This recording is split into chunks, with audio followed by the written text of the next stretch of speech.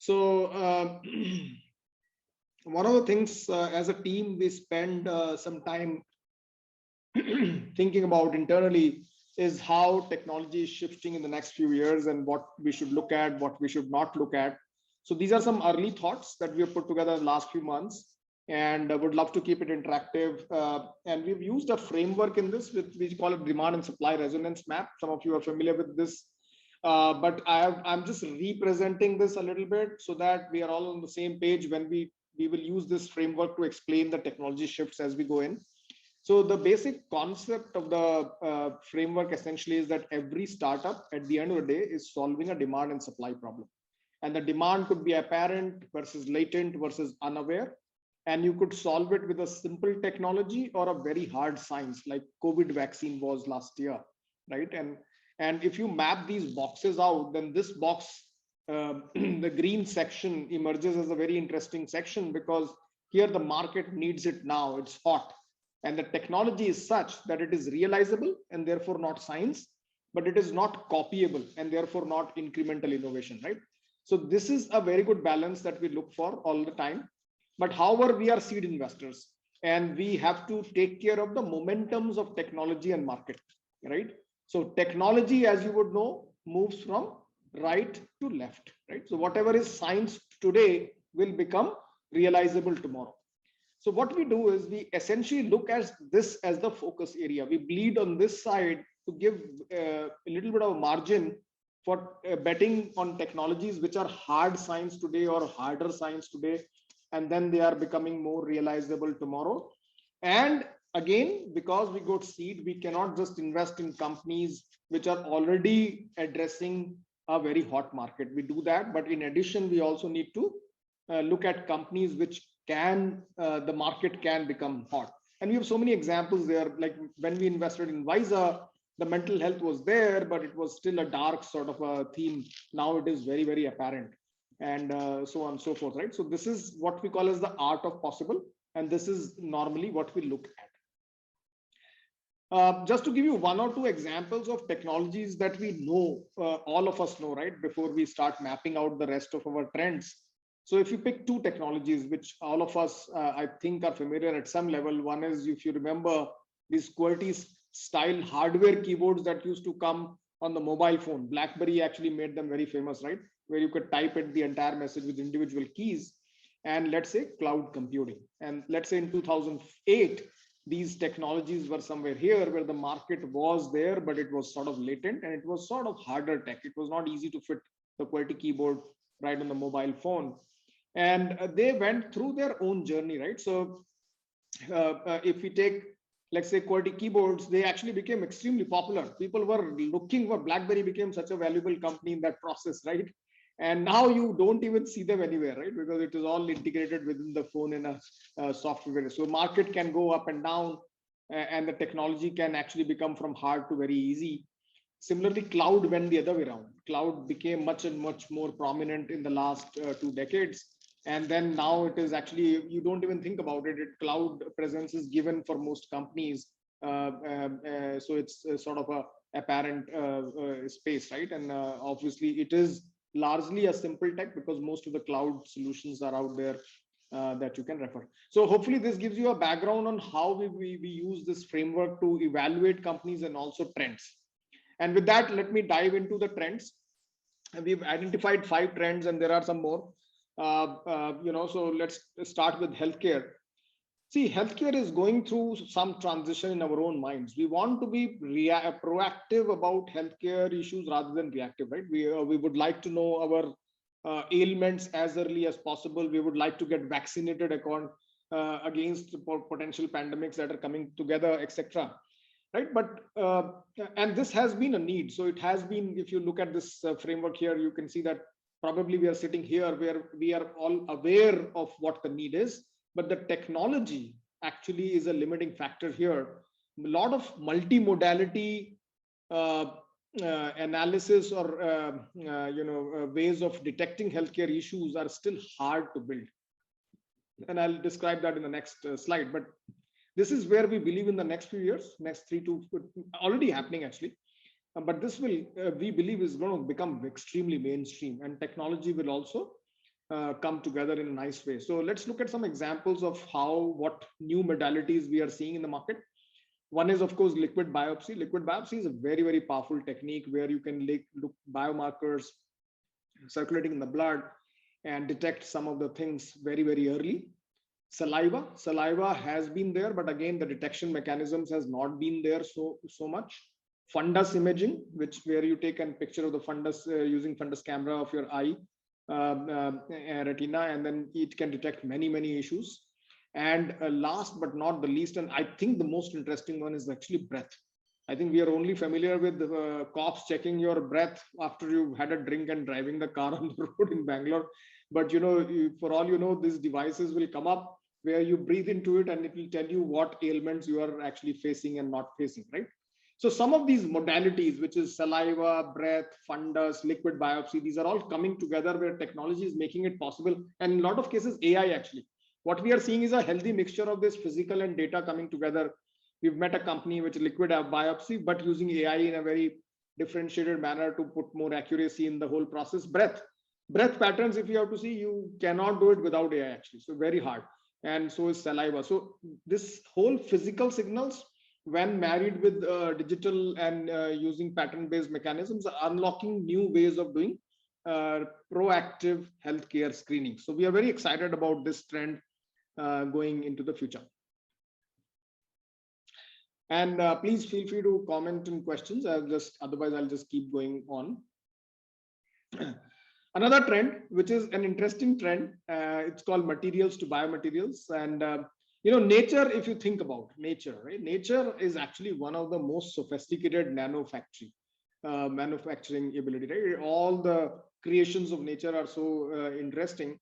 And man has always learned from nature, man or women, we basically, right? And if you've heard of this company in Europe, they've actually created a water filter based on organisms which are developed in the lab.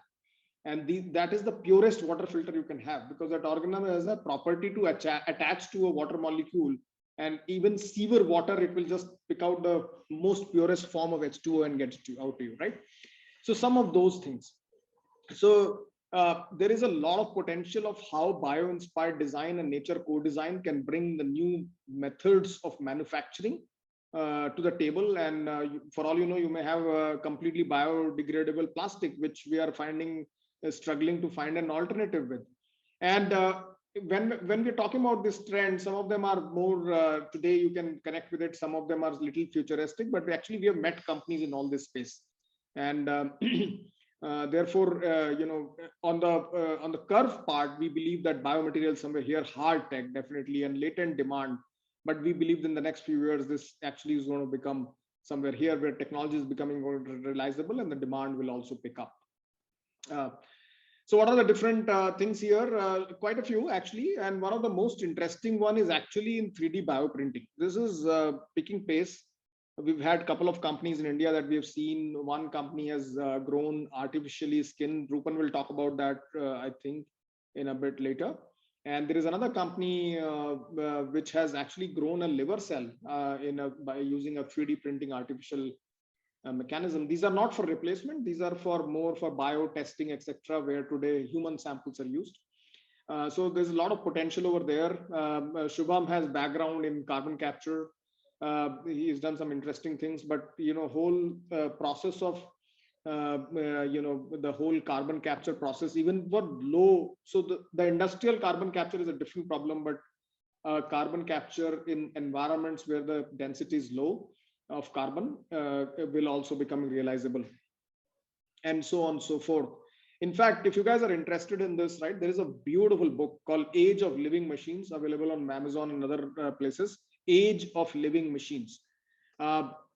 Fantastic book. It has some really good examples of how nature inspired technical commercial solutions have been launched by companies across the world. Going a little deeper into AI.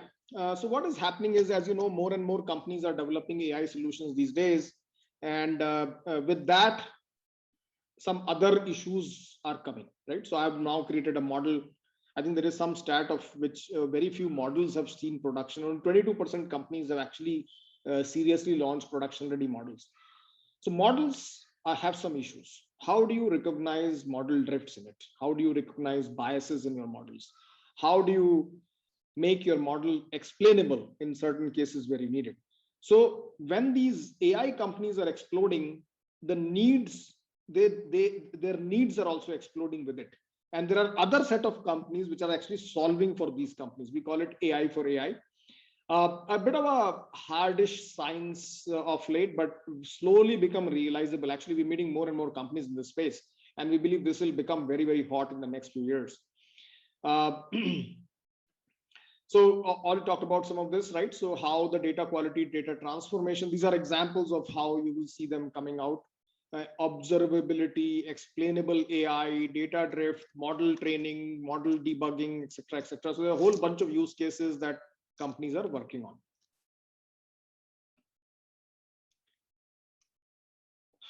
Next trend that we are very interested is robotics. Actually, robotics sounds like an old word, and it has been around. And with COVID, you have seen how much need for automation has increased. But the trend that we are very interested in is that how robots are becoming more and more human-like. Robots, how humans are very good in vision and tactile sensation. You can pick up objects of different kinds, but it's very difficult for robot to do it. So how from automation to cognition, that is the shift that we are actually noticing, and it is unlocking its own use cases. Again, we believe that this technology is not very easy, and but everybody wants it, so the demand is already there, but we believe that it will further go up as technology makes it more and more realizable. Last one on enterprise. Enterprise is a very wide field, and of course there are so many subsections here, but the main theme that we are seeing is that most of the enterprise workflows are manual, human driven, and these are now transitioning into human plus AI, where human does something but AI is able to make the job easier, faster, and more intelligent in a decentralized way. That is the shift we are seeing. And as I said, multiple use cases unlocking here, right from finance, HR, legal, where contract validation can be done on its own. IT support is going quite crazy. Actually, you can resolve most of your queries by just using a bot. Marketing, sales, etc. It is just coming in all directions, right? So this is another area which we are very excited about. So this was a slight primer on some of the tech shifts, and there are of course more, like Nishit mentioned, brain-computer interface. That is also an area we are keenly looking into. There are some interesting companies over there, and so on and so forth. I'll just pause here for some questions and comments. All right. So could you share some downtrends that you observe specifically in healthcare? Downtrends, okay, things that are not going well, I guess.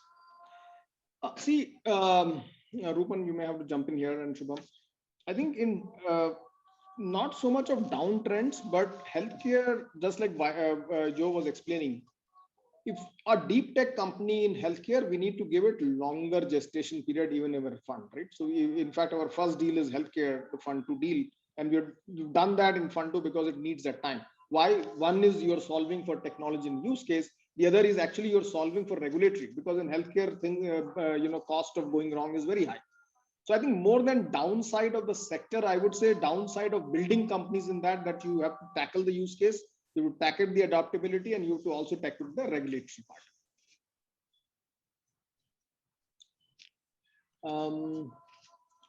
Could you share it? Yeah, absolutely. We'll share this deck, not a problem. We'll share this video as well. Curious, how do you time the themes that Yeah, actually, this is interesting. Hemang, I think your question is how do we put a timeline to these themes? Hard one, very hard. I think we obviously see, our greatest strength is that we meet a lot of companies across the board. We are meeting 8 to 10 companies, right? So what we are able to see is, obviously we have our own gut feel about a technology and a use case, but we learn a lot from the market. We learn a lot from our founders. And then we are able to see how founders are solving some use case with the technology or not able to solve, or market adoption is happening or not. So based on that experience, we are able to timeline it to some level. And obviously we will go wrong in this, right? There is no hard science or math around the timing of the themes. So you're looking at, yes, actually, so Ram and to some extent, Amya, I think we are very sector agnostic. We are very first principle about this, actually, almost naive to the extent that when we meet a founder, we try and understand what they're doing and then go and build up, right? So we do look at space tech, definitely. But again, we will look at on a selective basis. We want to be sure whether they are coming in the right zone of what we call as art of possible, and then go for it. Hospital use cases, Rupan, what are the other hospital use cases? I think there is robotic surgery and those kind of things. There is a lot of data driven things, but what else? Yeah, so I think AI based remote monitoring is one. And then also today EHR is sort of like a connecting the dots kind of mechanism, but more and more passive surveillance can be done. There are also a lot of companies focused on post discharge. How do you engage with the patients, retain them, and reduce the burden on the doctors? Some of these use cases we are seeing. Specifically on Shivani, yes, biomaterial. Yes, we are seeing companies in. Actually, I told you there are 2 companies in biomaterials that I mentioned. There are more actually, and Rupan will give you specific examples on both of these. So it is happening actually, no doubt about that. Will we invest in a theme? So Hemang, we don't actually. This is one of the things that it's a good thing that you're asking. When we invested in Visa, when we invested in Niramai, when we invested in Agnikul, it was very difficult for these companies to raise money in the same market. We are sitting in the same market. These companies are pitching to the same investors, not picking up traction. See, what at Pi we have tried to develop over a period of time is that most of these deep tech companies, when they come to us, especially when they're early, have a primarily a tech narrative, right? So we are doing this is how we're. Our job in some sense is to understand the business narrative in their tech narrative and really enhance and validate it during our association. That is what we do, and we do that really well, I think. And therefore, when some new investors are looking at that company after a year or so, they are not looking at it as a deep tech company. They're looking at a business use case, and therefore, lot more capital gets opened up. To give you an example, Agnikul is one of the most deep tech companies we have backed, right? Mayfield, which is actually known for consumer investing, has actually led their previous round because they're able to see the business use case there, not so much about the deep tech. So as the narrative changes from a primarily a technology narrative to a business narrative, the lot of investor pockets actually open up, and we've seen that across the board. As a financial investor, given longer trends, you mean longer gestation period, I think, is there an evidence of higher returns? See, I don't know whether there is evidence of it that I can quote right now. Do you have some data, Shivam, on that one? Yeah, so I think one of the prime examples is BioNTech, which has developed the mRNA vaccine. It has been around. I don't know, the first investor who invested in them has made 10,000x returns, right? And that's like a multi-bagger that will cover probably the next 5 funds. So I think in healthcare, if you are able to deliver even one drug or do even one thing really well, because healthcare is a super large industry, the multi-bagger on that investment itself should take care of the returns aspect. Yep. I think biotech is a good example. To what extent? So Niramai's job, Ameya, is not to replace mammogram. Let me be very clear, because I think mammogram has its own value. If you are a little, or let me just explain that. So what happens is mammogram works on density variations in the breast structure and then look for lumps. So there are 2 problems with it. One is women under 40-45 years of age, their natural structure of the breast is dense, and therefore mammogram often gets confused and not able to give you a conclusive result. Similarly, there is a condition called dense breast, in which also mammogram does not work.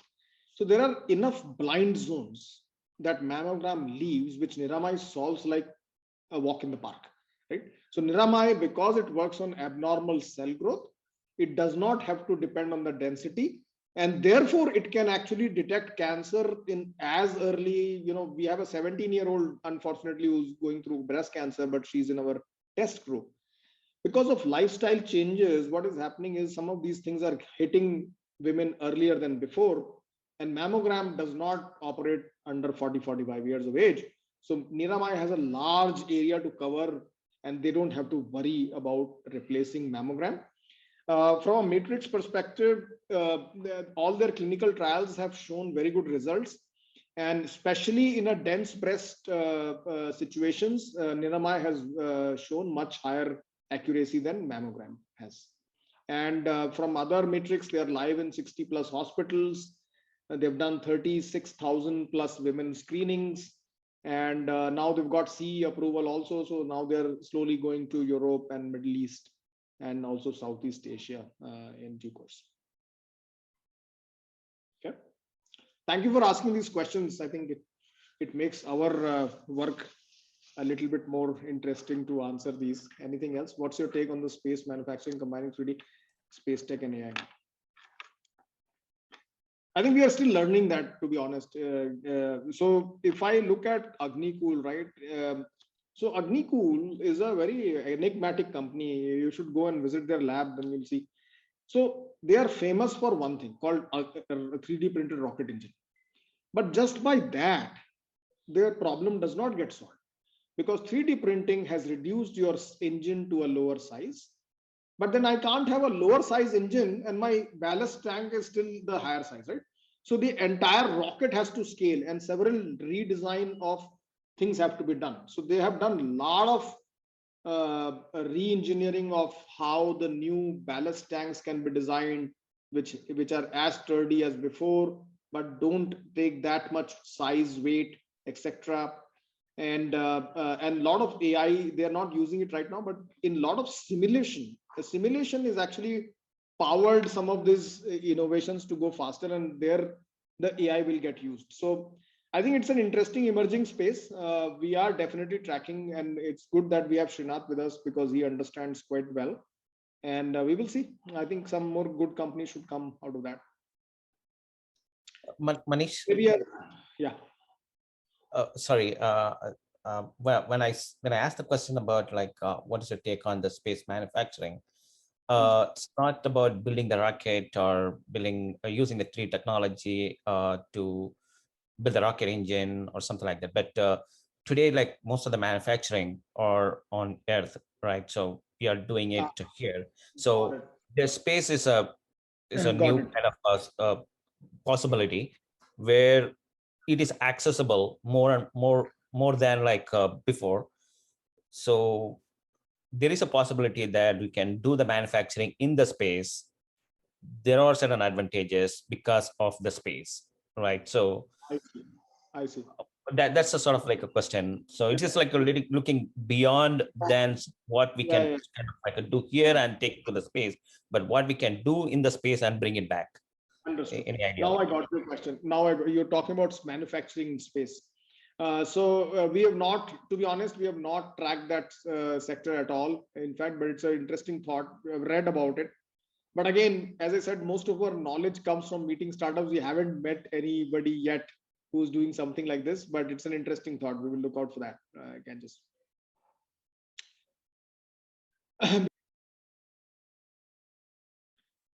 Given global applicability is core to investment thesis, how do you diligence competitive positioning mode? I think this, I would like to show you a sheet. Shubham, is it accessible? You just, can you walk them through a competition landscape? So Surendra, just as Shubham is opening it up, we'll actually show you a live sheet of how we do it. We don't do it on a local basis. We actually go out, figure out competition at the global scale for every problem that we solve. Have you come across any sort of a company who can use the AI technology for you guys in terms of like Yeah, yeah. sourcing the deal and going through the deal? Because this is like, again, it's a human manual thing. That's one of the possibility you mentioned, right? So it's sort of like eating the dog food, right? So basically, like, have you come across anything like that? We've come across many discussions, not a proper company yet.